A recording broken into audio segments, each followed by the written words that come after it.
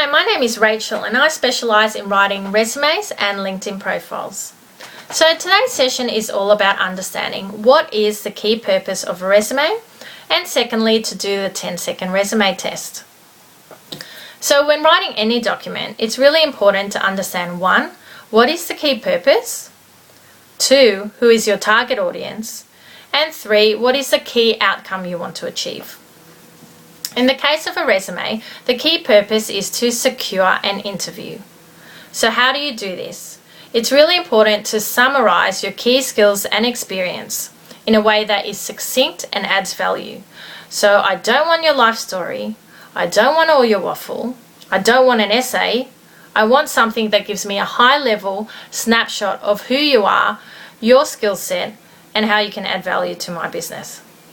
Essentially. So when you understand that it's not all about you, even though it may be all about you in your head, it's really about what you can do for the employer. Once you get that right, your resume will basically get you that initial call.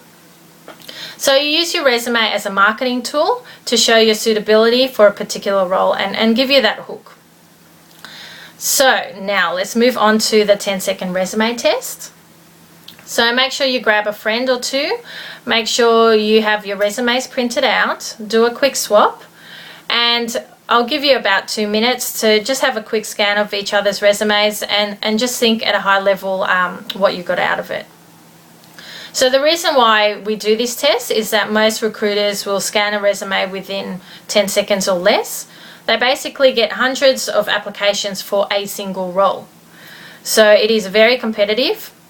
And recruiters have developed a keen eye for identifying whether a candidate goes in the trash bin or is shortlisted within that 10-second time frame. So this exercise will give you a good starting point to identify your weakness areas and help you rewrite your resume.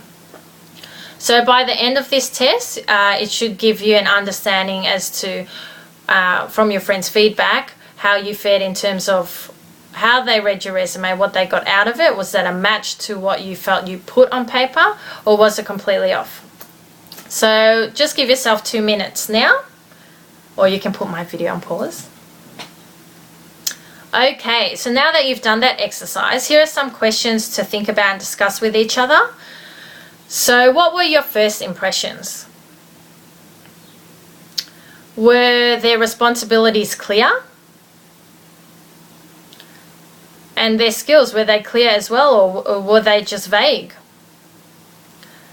Did they demonstrate their achievements well? So looking at were their achievements quantified? Did they add scale and scope?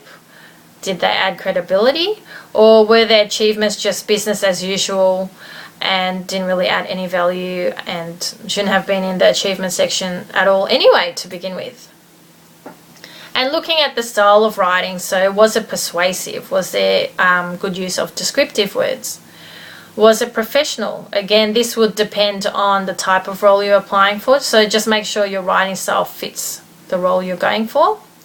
And was it easy to read? So looking at formatting, use of dot points, a mix of sentence lengths, so both short and long. So remember, we don't want waffle, we don't want an essay. It's all about the hook. High-level snapshot. It's all about what? Value add. So I hope those questions help you hone into areas you need to focus on. You can do this 10-second resume test again with a few other friends or family members and just gather their feedback. And just make sure when you're applying for a job, you print the position description or the job ad and get a highlighter and mark those key selection criteria and keywords, and make sure you integrate that when you tailor your CV. So thank you so much for taking time out of your busy day to listen to me. I hope that was very helpful to you. If you did want further assistance with writing your resume, feel free to email me on Rachel, RACHEL, at Bernardo, BERNARDO consulting.com.au, and I'd be more than happy to help. So thank you again and happy job hunting. Bye.